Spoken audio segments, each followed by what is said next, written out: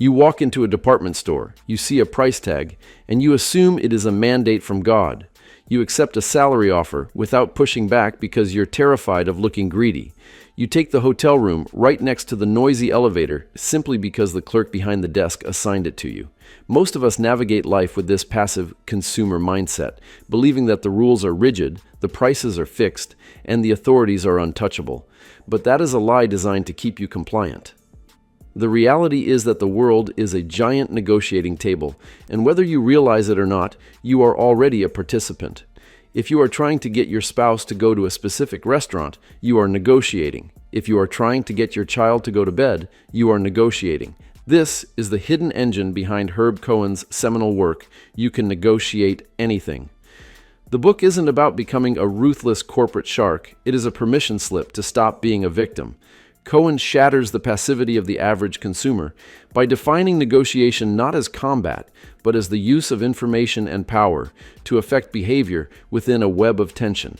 And the most dangerous secret the establishment, those banks, airlines, and insurance companies, keeps from you is that you have more power than you think. Most people believe that power is about brute force, money, or being the loudest person in the room. That is technically incorrect. Cohen argues that power is based entirely on perception. If you think you have it, you have it. If you think you don't, you don't. It is subjective, existing only in the mind of the person across the table from you. If you walk into a negotiation with a massive corporation and you feel small, you have voluntarily surrendered your leverage.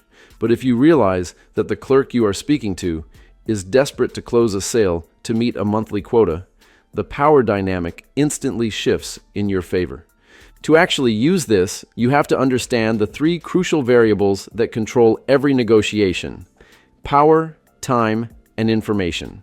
Let's start with power, specifically the power of legitimacy, which is the most pervasive weapon used against consumers today. We are trained from childhood not to question the written word.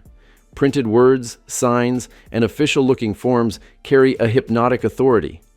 You see a sign that says, "No refunds," and you walk away. That is the trap. The counter move is to realize that the sign was printed by a person, not by the laws of physics. You must question the legitimacy by asking, who made this rule?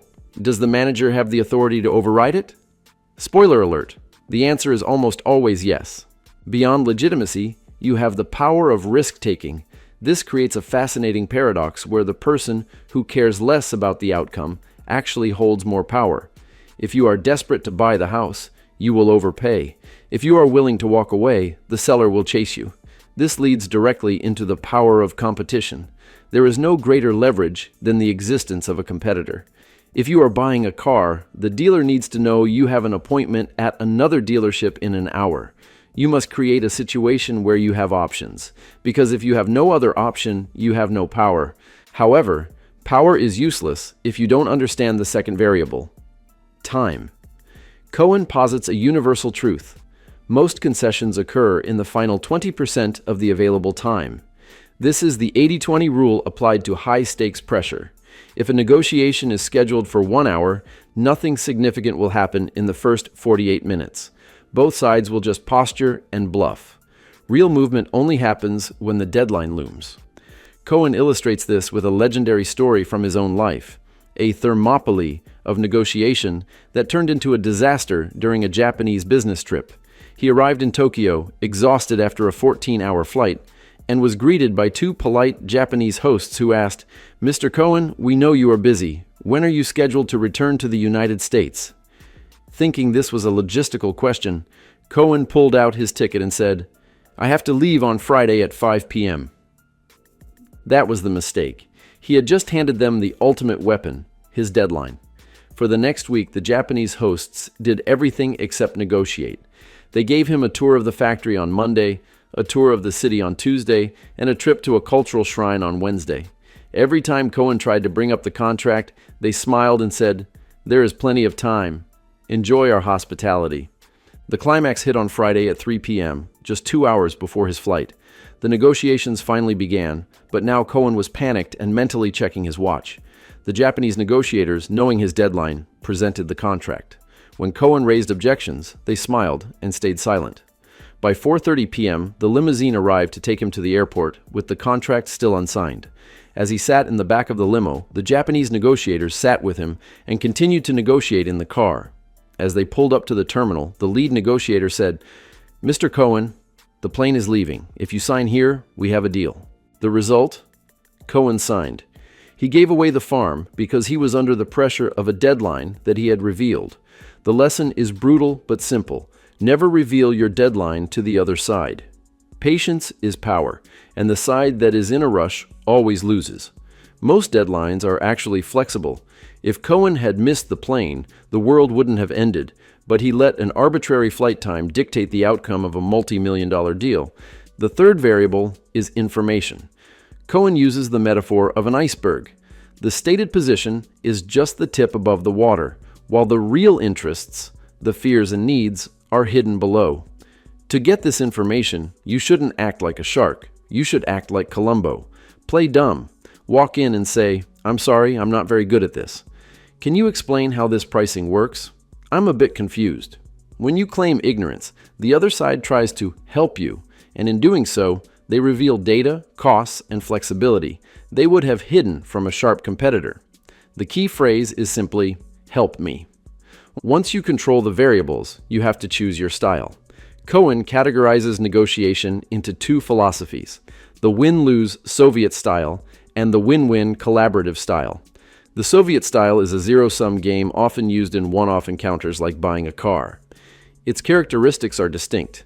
Extreme initial positions designed to lower your expectations, emotional tactics like anger or silence, and stingy concessions. They also use the tactic of limited authority, claiming, "I'd love to agree, but my boss won't let me." This protects them from making concessions while forcing you to bid against yourself. The only way to counter a bully playing Soviet style is to refuse to play, walk away, or use limited authority back at them by saying, "I'd love to accept, but my wife would kill me." But for 90% of life, Cohen prefers the win-win style, where you harmonize needs rather than compromising on positions. He argues that people don't negotiate over things, they negotiate over needs. If a husband wants to go to the mountains to fish and the wife wants to go to the beach to swim, they don't have to deadlock. They can find a lake resort that solves both problems. This requires trust and sharing information to construct a victory for both sides. Now, let's get into the tactical arsenal, the judo moves of negotiation. The most famous is the Nibble. This works on the principle of investment and psychological closure. Imagine you are buying a high-end suit. You spend an hour trying on jackets, the tailor measures you, and the salesman is excited about his commission. You finally say, "Okay, I'll take it." The salesman is relieved, the tension is gone, and he is writing up the bill. At this exact moment you say, "This is a lot of money. You're going to throw in a silk tie, right?" He will almost always say yes, because his mind has already closed the deal, and he doesn't want to risk an $800 sale over a $40 tie. Always nibble for a little extra at the very end of the transaction. Another critical tactic is the flinch. Never accept a first offer with a straight face. When they name the price of $5,000, you must visibly gasp or look shocked. If you don't flinch, they think, "I could have asked for more." Your shock immediately lowers their confidence in their own price.